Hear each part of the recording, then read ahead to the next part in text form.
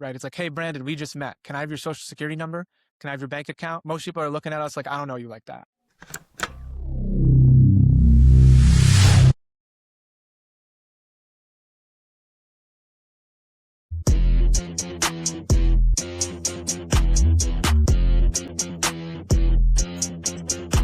Super excited for this session with my brother Samir. He is the co-founder and co-CEO of Esusu, which just was announced at $1.2 billion venture round. They are well into unicorn land, but what makes them really exciting, it makes him and his co-founder super exciting, is the why behind what they do. And I know a lot of folks are familiar with Esusu, but I'll let Samir kind of break it down. But this specific session is called the $1 billion business model, because they found a way to take an outcome that's incredible for creating equity in the US and also making it really, really profitable. And it's a B2B2C model that, in my opinion, is a masterclass in how to think about a business that's a win-win-win-win. So this might be a little bit of a different angle than Samir's been used to. We're going to go underneath the surface and really dive into what it takes to create an incredible business model if you are looking to launch a business, which Samir and his co-founder Wamimo have done together. Samir, welcome to the Owner Mode Summit. Brandon, thanks for having me. Thrilled to be here. Big fan of what we're trying to accomplish here. Love it. So let's get into it. I'd be remiss to not have you just kind of cover a little bit of the backstory behind Esusu, and then focus specifically on the business model for Esusu. How does Esusu help customers? How does it make money? Yeah, absolutely, Brandon. So whenever we talk about Esusu, especially with a great group of such as this, want to take a trip down memory lane and talk about the why behind the company that dovetails into the company, our business model, our product, and so on and so forth. And Esusu really stems from my co-founder Wamimo and I's personal experiences. For me, I grew up in an immigrant family from New Delhi, India. And when we moved to the United States of America, we sort of thought we had made it. Come to America, everything's going to be great. And sadly, the world doesn't quite work that way. And we were met with a rude awakening when my father was mugged on his first day here. We didn't really have a place for shelter. And that just set the tone for a lot of my childhood, where I watched my parents work incredibly hard, but struggle to assimilate into our financial system. They specifically struggled with things like access to credit, working paycheck to paycheck, and get it integrated into our financial services. And the thought that I was left with was, it shouldn't be so hard for people doing all the right things to get ahead. The promise of this country is you work hard, play by the rules, and you can get ahead. And that just wasn't a reality for my family. And my co-founder had a similar set of experiences immigrating from Nigeria to Minneapolis, and he and his mom ended up taking out a 400% payday loan. And that's sort of how they started their journey in America. And so years later, we connected over those shared experiences and built Esusu on this idea that no matter where you come from, what you look like, or your financial identity, it should never determine where you end up in life. Like Brandon said, at the end of the day, we're still capitalists. And so we wanted to build a company that could have a remarkable impact in the world, but still build something that could be market-driven, scalable, and ultimately drive outcomes for as many people as possible. And so that led us to pioneer the idea that when people pay rent, they should build credit, the same way that someone does when they pay a mortgage. And using that idea, we sort of went to market. That idea caught fire. And today we cover about 5 million rental units, representing 12 million rentals across all 50 states in the United States. And that was just a starting point. Since we started with rent reporting, we then layered on things like financial literacy and financial coaching. We layered on an eviction prevention program. And most recently, we launched flexible rent, which allows people to line their rent up with their paycheck. If I get paid every other week, instead of paying rent on the first of the month, now I can pay it every other week so that my cash flows actually work. And so what Wamimo and I and the rest of the team at Esusu are committed to is building tangible, scalable solutions for everyday Americans to live their financial best. And that's what we've set out to do here. We started this company about 10 years ago. We're around 200 people. As Brandon mentioned, we've raised around $200 million in capital, valuing the company at $1.2 billion. The business model, though, that's really key is we actually sell to the landlord. So we partner with large-scale owners and operators of real estate like Blackstone, related companies, et cetera. They kind of see the value because when their renters are financially stable, they're more likely to pay rent on time. They're more likely to stay in those assets longer. They can attract better quality renters. All of those things drives their bottom line. And so we can create that ultimate win-win where owners make more money, Renters are more financially stable. They build equity. They have opportunities to participate in the US economy, and society benefits because people are prospering. And so that's ultimately the business model we created here at Esusu. Love it. And one thing I love about the business model is it's so pure, I guess, for lack of a better word.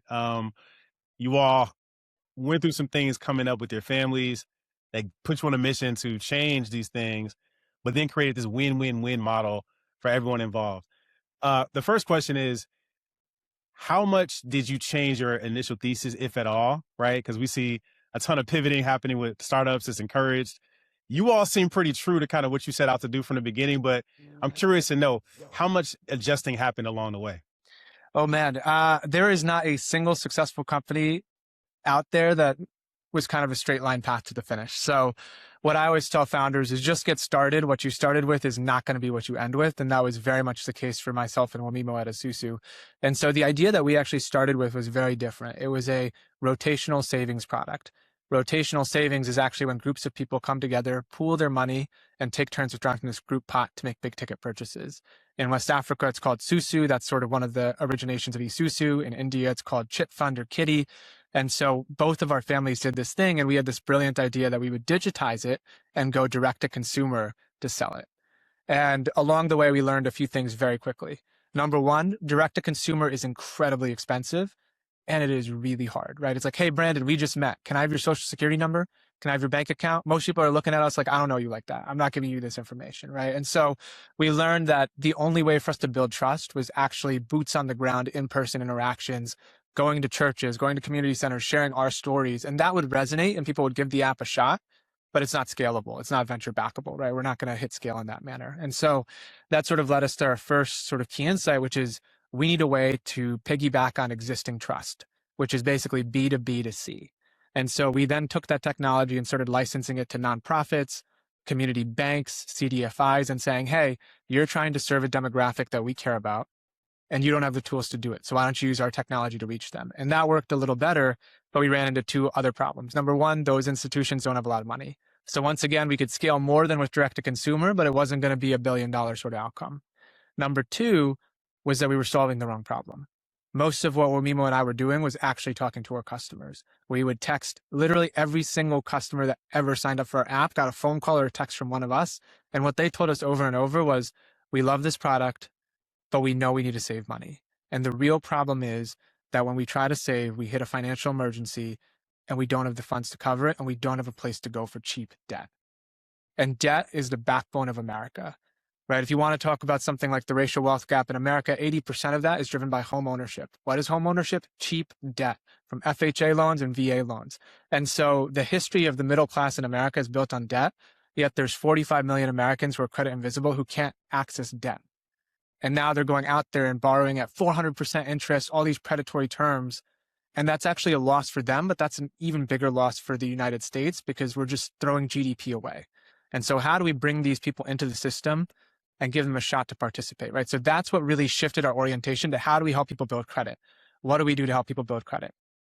And that's sort of what brought us to our business model of today, where we're like, okay, how do we find a way to basically solve everyone's problem? It goes back to win-win-wins, right? Renters want to build credit, but underwriters need to underwrite risk. We can't just say, hey, Brandon's a good guy, underwrite him. We got to give them something where they can make a real risk assessment. And for us, what we realized was that was rent. Because by default, if you're a homeowner, you have good credit and you have savings. So you're okay. But if we focus on renters, we can really solve for people that are fundamentally underserved in our system. And we can use rental payments as a proxy for credit, right? At the end of the day, if you've paid your rent on time for 10 years, that means you're at pretty good credit risk. It's your largest monthly expense. It's consistent. If you move towards home ownership, it's not like you're going to stop paying your bill because you own it. That doesn't even make sense, right? Ultimately, rent is the most underwritable data point in our financial system, but we've never used it to underwrite a home loan in the history of this country. And so that's a long-winded way of kind of walking through the journey, but ultimately realize, okay, we're going to take our lesson learned on the B2B side, and we're going to take our lesson learned from our ultimate customers, and we're going to combine the two. How do we reach people at scale, capture this data asset, and use it to give people an entry point into the system that's fair, that's equitable, and that lets them participate in the economy? Love that. And so listening to that story, one thing that really stands out to me is that you and your co-founder really got under the hood and got to know your customers, understood where their pain points were. So your pivots were driven by something that you knew was a pain point that really existed for them. That's number one. But then I also want to kind of move into like the next progression, which is you are a venture-backed company. I wonder, as you kind of ruled out different elements, because I heard you mention um, you couldn't really scale some things into a billion-dollar type of business model, right? And so how much of that was driven by your decision to go the venture-backed route? Was not going the venture-backed route something that you considered at a certain point? Obviously, Nasir, who was one of the early believers, is also joining us for the summit. And we want to definitely get his take on how he was able to see the opportunity as you all were kind of figuring out the business model. But the question is, when you were looking at choosing a specific pain point to focus on, size of that pain point was a big piece of it. How did you think about just the venture backed versus maybe bootstrapped or other routes as you were kind of getting started? Yeah, it's a great question, and I'll be the first to say that I don't think venture is for every business, right? So for anyone that's thinking about being an entrepreneur, a venture is sort of what's glorified in the media, but venture capital, to be very clear, is a mortgage. There's a rate of return, and you got to pay that return off, right? And so be careful what you're signing up for. That being said, for the right business, it's the best fuel to the fire. For us, we didn't really have too many other options, right? Because debt typically requires stronger business fundamentals.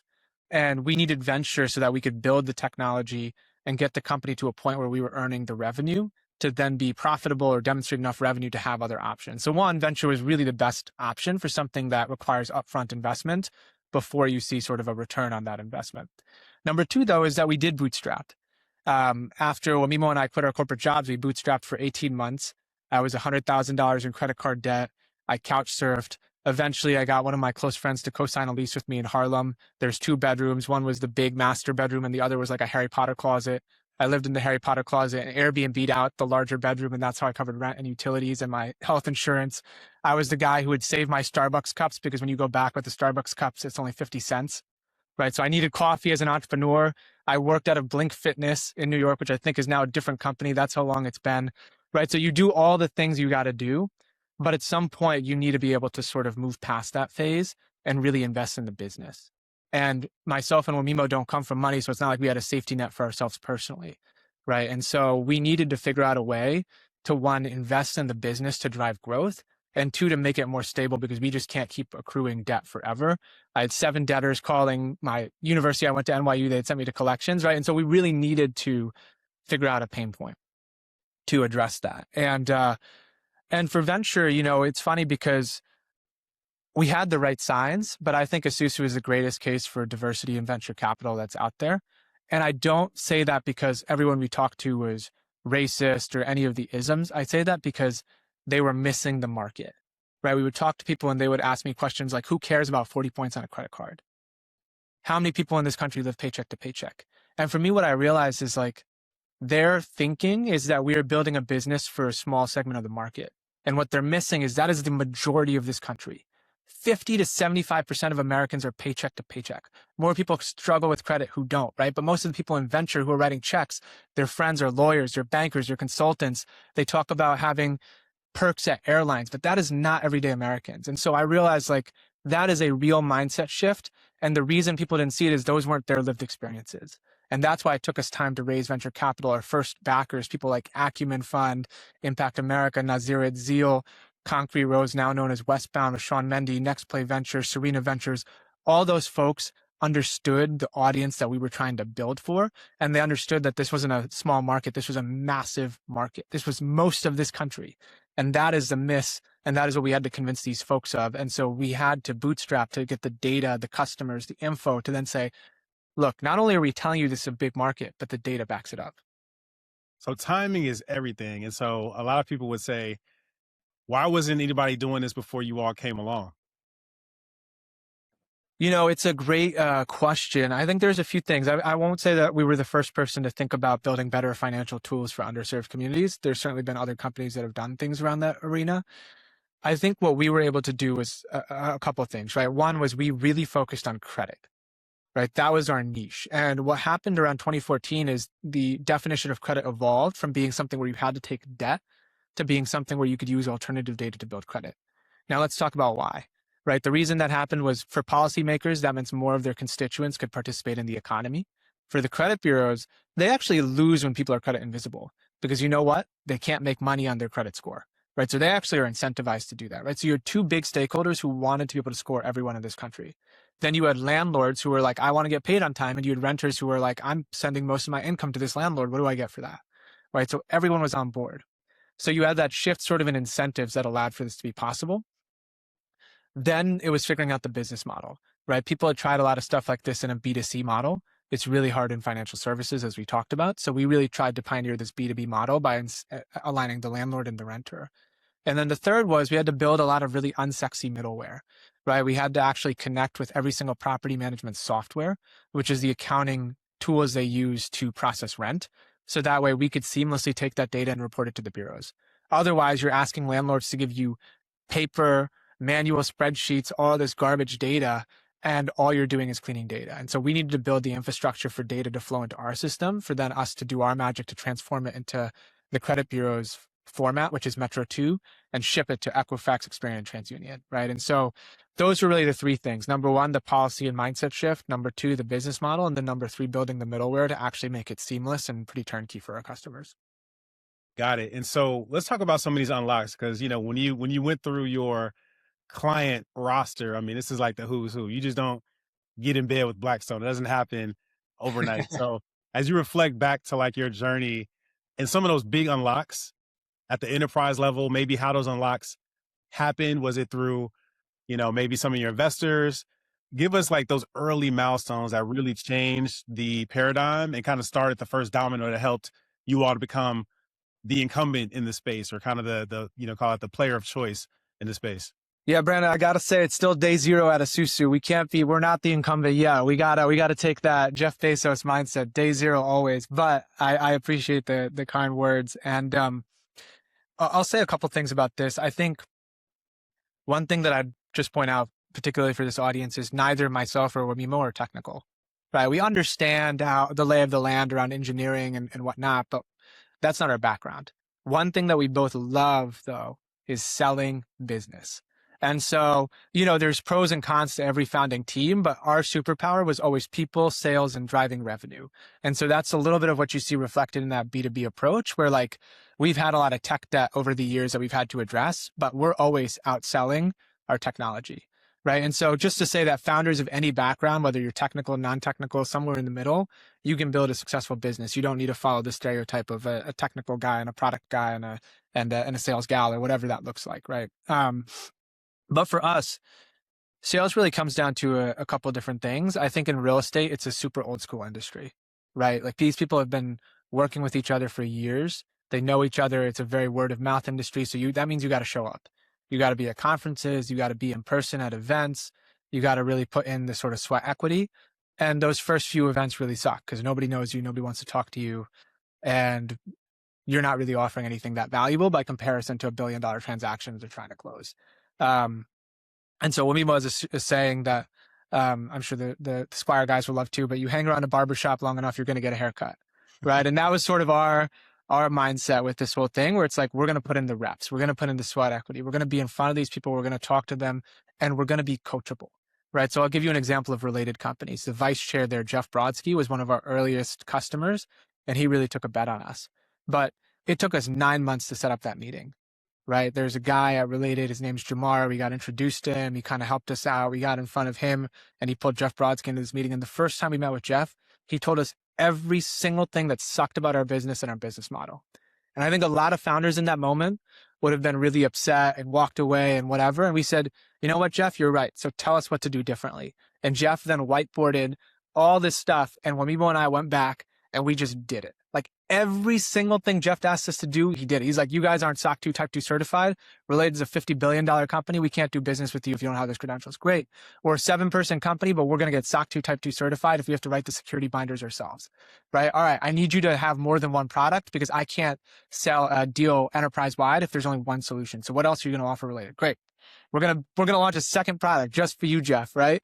And then he's like, okay, my property managers have no time. You need to be on site. You need to talk to residents. You need to do TA meetings. Great. Do you want me to go to Harlem, where I live now, but like, you want me to go to all your properties in Harlem and meet with renters and listen to them tell me about their radiator being broken and then talk to them about Esusu? Let's fricking do it, right? You just got to put in that work. And what that did that was really important, Brandon, is it earned Jeff's respect. And so we did all the things. We got to SOC 2. We did TA meetings. We launched new products. And then when we were negotiating our master services agreement, someone on the team was like, hey, we should negotiate these guys down. We're related. We have the leverage. And Jeff said, no. These guys have done every single thing we asked of them. We're going to pay them what their contract is worth because they work harder than any of our other vendors. And that's how we landed that contract. It took a couple of years, but we had to put in that work, right? And sometimes you're endowed with a network and a stakeholder and you just happen to have the relationship. But when you don't, I always say that sweat equity can give you the credibility and the trust and the respect, even without that sort of stuff. Blackstone was 4 years of my life. 2 years of those was negotiating legal red lines back and forth. We did that ourselves, right? Because it was like all about winning those big deals. But now that we have related, we have Blackstone, we have Freddie Mac, we have Fannie Mae, we have KKR, we have these customers. Like I said at the beginning, real estate's an old school industry. I can walk into any sales conversation now and say, look at this roster, you can call any of them up. And they will answer the phone and they will say, you know, this product has added value for my renters, but these people will work for your business. And that is the type of reputation I want our team to have. That's why I never want us to feel like the incumbent. We got to be hustling. We got to be hungry. Jeff Brodsky calls, he gets a response in 30 minutes. That's what's going to make us be better than everyone else out there. I love that. I love those stories, man. It's the shooting in the gym, right? You know, we have that kind of term where you just went through some of those thousand shot sessions that you had to put in. And we see on the other side of that, oh, they got Blackstone, right? And you're like, no. This is 4 years in the making. Here's the sausage making that went into that. But you also hit on something else I want to touch on. Before Esusu, correct me if I'm wrong, you were at LinkedIn running sales and strategy ops for a $500 million business in EMEA or so, right? Yep. Let's get into, and you mentioned that you and Wimimo are sales folks. That's something that you can get done. Tell us a little bit around why you made the jump when you did, right? And what DNA did you bring with you that put you in a position to believe that you can be really effective and successful as an entrepreneur when you were already winning, man. You already had a top company running a business, a bright future ahead. There was somewhere along the lines where that wasn't enough for you. Yeah, you know, it's that's a great question. And there's a lot to unpack there. And so one thing I'll give some major credit to LinkedIn, because I think when I was interviewing with companies, some companies looked at my entrepreneurial DNA as a weakness or sort of a risk, and other companies looked at it as an asset, and LinkedIn very much looked at it like an asset, right? So they were super interested. And one time I had to reschedule an interview because I had something going on for my company, and they were like, that's awesome, rather than this person doesn't take this seriously, right? And so I think, one, it was the right employer where they sort of respected the entrepreneurial DNA, and I would argue that's one of the reasons why LinkedIn has been the company that it's been. And so I never had to really hide that I had other interests and whatnot. And so when I joined LinkedIn, it wasn't too much longer after that when I started working on Esusu. And basically, we did the classic corporate side hustle, right? I killed myself for LinkedIn first and foremost. Like I always tell people, get your major right. If you're going to start a company while working full time, never give your boss a reason to say you're distracted, right? So I made sure that the job was done, but then nights, weekends, all that stuff, I would still come into the LinkedIn office. Mimo would meet me there and we would work on Esusu. We'd use LinkedIn Shower. We'd eat their free snacks because we had no money. And we would just work on Esusu over and over. And what really ended up happening was it kind of came to a forced decision point. And that was because both things were sort of working enough. But to take it to the next level, I need to drop one.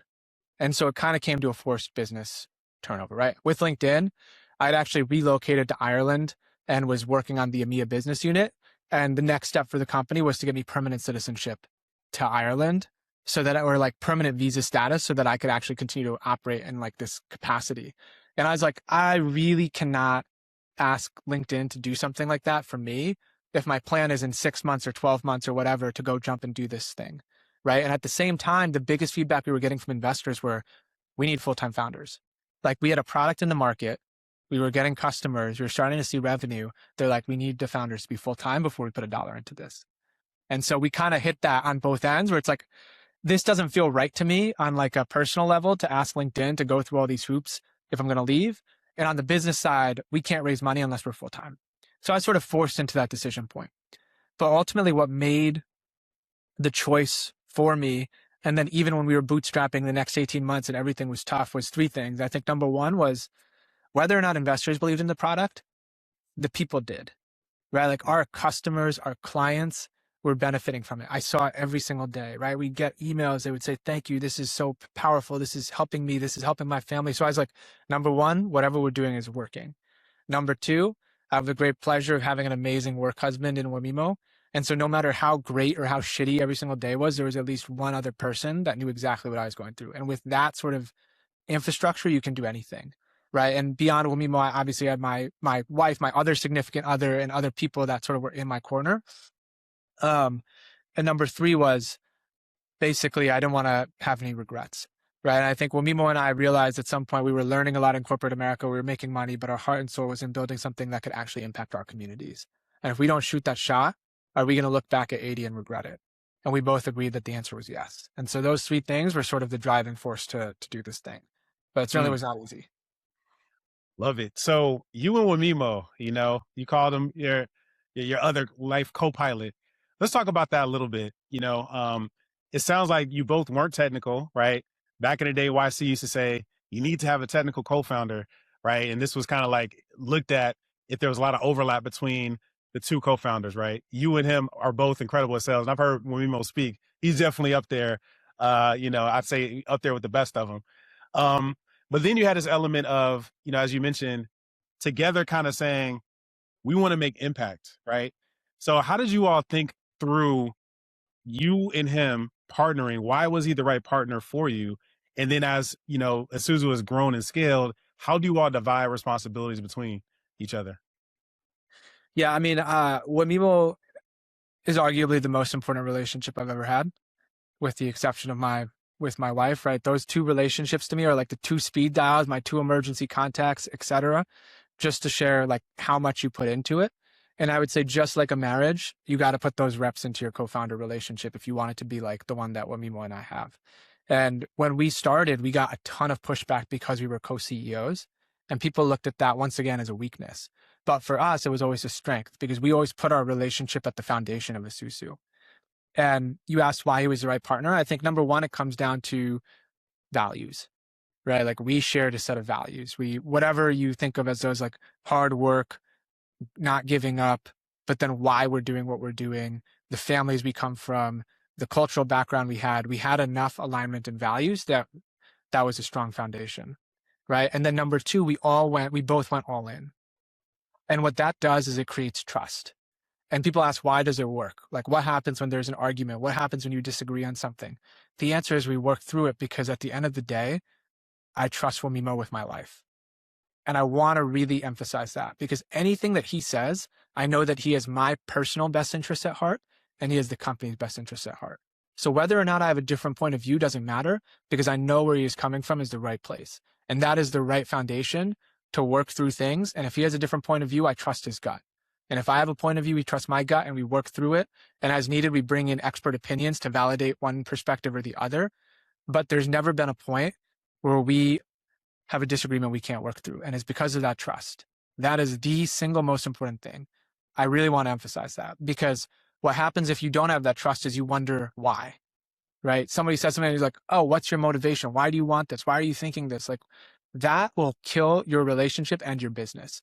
And so I never have to second guess anything that Wamimo says. And that's the foundation of what works. And ultimately, if we make a call and it's his call and it's wrong, we lost together.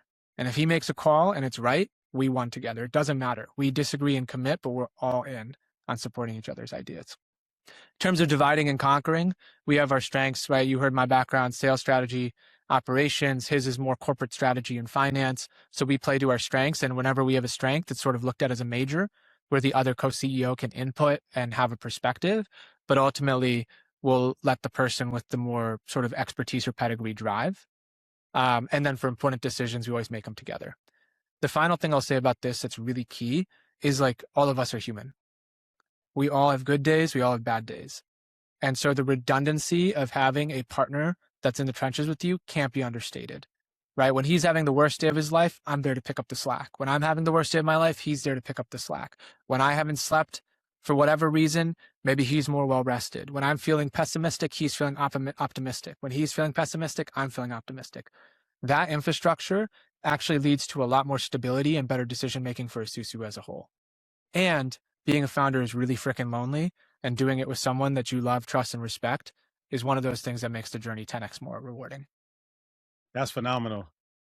Virtual applause for Samir with Mimo. I mean, it's kind of a masterclass, so to speak, in terms of how to think about that co-founder dynamic. And it sounds like people talk about, oh, resumes and this and that. You're like, no, it's about this relationship and putting in the work at the end of the day to build that trust. And if you have someone you can trust, then navigating any problem, inevitable challenge coming your way is going to be so much easier because you have that foundation that you built that everything can kind of sit on top of, and calculated risk. So I know I could talk to you all day, Samir, but I know you got a new baby at home. So congratulations to Samir for welcoming a new baby into the world. Let's get into like these lessons, right? Because a lot of folks that are listening right now have good jobs like you at LinkedIn. They don't necessarily believe you can have purpose and money together. You have to choose one or the other. And they're struggling with risk, and this idea of calculated risk is something that if you checked all the boxes, gone to the right schools, got that right job, it's not just you.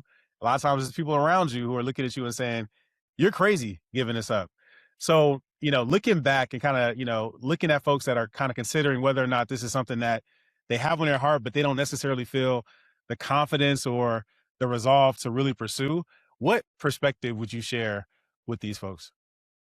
Thanks, Brandon, and I appreciate the kind words. My wife and I just welcomed the newborn, so that's been a lot of fun. And this is actually my first quote unquote public event since then. So that just shows how highly I think of Gravy and this community and what you all are doing here. But I could go on about this for a long time. As you can tell, I have a lot of opinions about things, but this is an important one because there's a myth in Silicon Valley that the best thing to do is drop out of school and go all in on your startup. And that is a luxury. That is a luxury, right? Those people come from families or backgrounds where they have a safety net, where they know they have a backdrop. That may not be your situation. You might not have grown up around money or wealth or with that infrastructure. You might have kids, you might have a dependent, you might have a sick parent, you might have any of those very real things in life that you can't be completely irresponsible. So we all know the blueprint of dropping out of Stanford or Harvard. What I'll give you is the blueprint if that's not your scenario. So let's talk about LinkedIn. I was working on Esusu for 2.5 years at LinkedIn before we quit to focus on our job full time. During that time, you got a plan. You got a plan. So what does that look like for me, right? Number one, every paycheck I got, a part of that would go towards Esusu. So when you're getting income, figure out a way to divide your income. And the way that some people tell you, like 75%, say 75% spending, 10% saving, 15% investment, your 15% investment is your startup, right? So start taking that paycheck, put a little bit towards your startup and getting those reps in motion, and make sure that you can see real traction in your business before you consider quitting. Then have real conversations with the people in your life that you need. Not everyone's going to get it. Not everyone's going to support you. Your parents probably won't because they just want you to be safe rather than take the big risk. But you got to live your life. You got to live your dreams, right? So find the people that really you need in your corner. That might be your significant other. That might be a best friend. That might be a couple other entrepreneurs that you need, and build that infrastructure. Make sure you get reps with those people so you have that emotional, social support. And then everyone else can think you're crazy. But as long as you have a couple people who believe in you, that's enough, right? Then you got to get really granular about the financial pieces. At LinkedIn, there's a program called Bravo. Bravo is basically a points that were awarded to an employee when they go above and beyond. I collected Bravo points for years, right? I had like hundreds of thousands of them. And then I converted them right before I left into like $10,000 or $15,000 of Amazon gift cards. And that was basically my new checking account, right? Then LinkedIn had a perk where you can basically, you had a $2,000 fitness stipend. So what I ended up doing was buying gym membership in advance, right? So I paid for 2 years of gym membership in advance, a bunch of fitness classes and all of that. And then every morning once I quit, I would go into that gym at 5 a.m. I would sit at that table. I would take the free coffee. I would work till 7 a.m. Then I'd work out, and then I would shower, right? So now I've got a place to work, got to work out, and I've got to shower. 3 big things done with that purchase, right? And then everyone needs to have their own mental sanity habits. For me, that was fitness. That's why I invested in that, right? I need to go for a run or sweat or do something to work my body to be successful, right? So those are a few examples of things that we did. I already talked about the Airbnb story, but you got to plan. If you don't come from a situation where you have that luxury, You got to set a goal for yourself. You got to plan and you got to execute, right? But there is a way to do it. You just got to get really detailed. You got to get creative. You got to figure out those tricks and those hacks to get to a point where you can quit with the right safety net, the right personal infrastructure, and the right traction in your business to demonstrate that it's as good of an idea as you're going to have. Love that. Last question for you. You have leveled up, my friend, and you say, humble along the way, of course. But in doing your work, you've gotten validation, right? Through the most recent round you raised, you're the coveted unicorn, and you're doing it with purpose. In doing that, your personal financial situation, security, level of security or perceived security, I'm sure it'll never fully go away, the fear of being a first gen, et cetera. But what are your thoughts on generational wealth now that you've kind of, conquered the first stage of escaping financial gravity to a degree? How do you think about things now? You have a new kid. What is your kind of perspective on generational wealth at this point? Esusu's vision statement here is to bridge the racial wealth gap. And I think of that in more ways than one, right? So on the company level, we're focused on sort of helping people build credit, get access to the American dream, whatever that looks like. But we also thought about that at the corporate level, right? And the biggest, outside of home ownership, which works for most everyday people, the biggest driver of wealth over the past couple of decades has been startup companies and growth stage companies, the stock market, right? And one of the things that we were super intentional about is constructing our cap table. That's one of the reasons we're so excited to have Gravy on the cap table. 70% of our cap table is minority or women-led funds, many first-time funds. When we look at our employee base, 70% of those are people of color, immigrants, minorities, et cetera. And what that means is that when Esusu sort of continues to have exponential outcomes, there's a trickle-down effect that impacts the broader economy, right? If you think about how many Facebook millionaires or Google millionaires or Microsoft millionaires there were a lot. But that was a very homogenous group in very homogenous cities. So what does it look like if we take that and those millionaires are spread across a more diverse set of communities? What does it look like if Esusu's fifth employee lives in Cleveland and has $10 million because we just IPO'd? And how do they then bet on people that look like them, invest in the local community, and actually make trickle-down economics work for communities of color, low-income communities, Appalachia to inner cities? That is sort of the vision that we have for how we can drive change by putting points on the board from a capitalistic standpoint. So that's sort of the broader thing. For me personally, the thing that I've learned is you got to bet on yourself, right? So Esusu is just to start, right? But one of the things that was really important for Wamimo and I is to pay it forward. We've been those broke founders that needed someone to write a $2,000 or $5,000 check. So we've started making small angel investments in other founders. And our job is to make it as bullshit free as possible. We're betting on you because we believe in you and an idea that you have. We're not here to ask you about your market size and this, that, and the other. We're in your corner, right? And really trying to also pay it forward in that way. And from a family standpoint, I never want our kids to have to go through what my wife and I have had to go through necessarily.